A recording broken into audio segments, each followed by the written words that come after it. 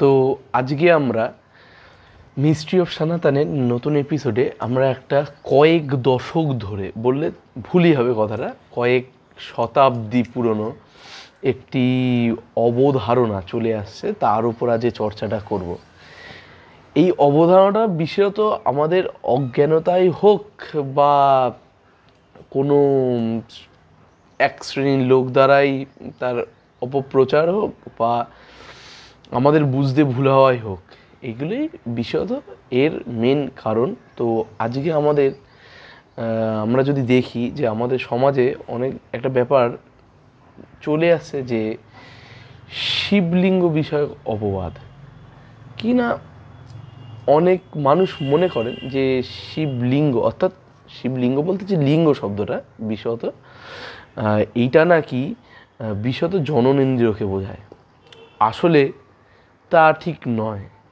আমরা যদি দেখি যে সংস্কৃত শব্দকোষ বা ব্যাকরণে সেখানে আমরা দেখতে পাবো যে লিঙ্গ শব্দের অর্থ চিহ্ন। যেমন আমরা আমাদের বাংলা ব্যাকরণেও যদি দেখি সেখানেও দেখতে পাবো যে পুংলিঙ্গ স্ত্রীলিঙ্গ এই দুটো শব্দ ইউজ করা হচ্ছে। তা বলতে কি এই যে লিঙ্গ শব্দটা যে কোনোভাবেই জননেন্দ্রিয়কে বোঝানো হচ্ছে না, এইটাও একটা প্রমাণ বলা যেতে পারে।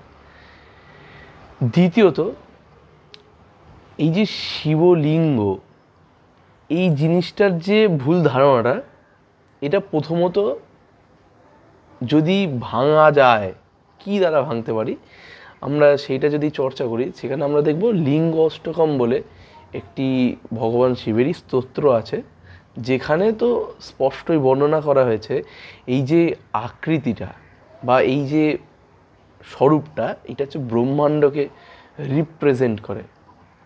ইনফাইনাইট ইউনিভার্সের একটা চিহ্ন হিসাবে এটা আমরা দেখতে পাই।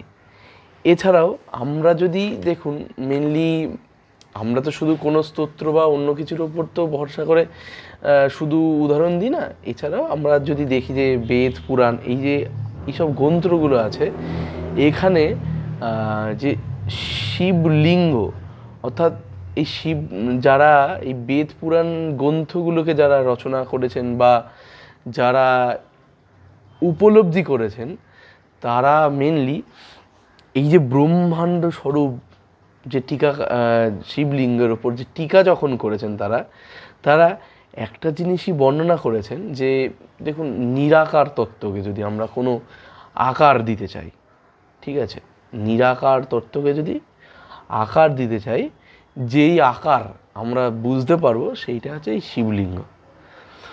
আর দ্বিতীয়ত, শিব পুরাণাদি গ্রন্থেও দেখা যায় যে ভগবান এই রূপ ধারণ করার কারণ হচ্ছে যে নিরাকার থেকে যখন তিনি আকার আসেন,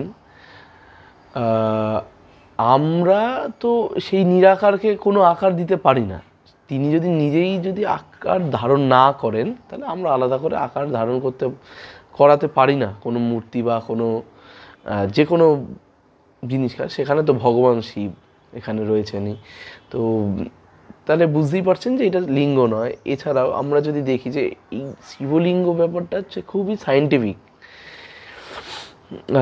যে মেনলি এই যে শিবলিঙ্গটাকে নিয়ে যখন জার্মানির মতো দেশেরা রিসার্চ করে, তখন তারা বলে যে নিউক্লিয়ার রিঅ্যাক্টর যেটা আছে তার ব্লুপ্রিন্ট নাকি অনেকটাই এই শিবলিঙ্গের সাথে মেনে, যেটা খুব সায়েন্টিফিক স্ট্রাকচার, এটাও কিন্তু আমাদের বুঝতে হবে।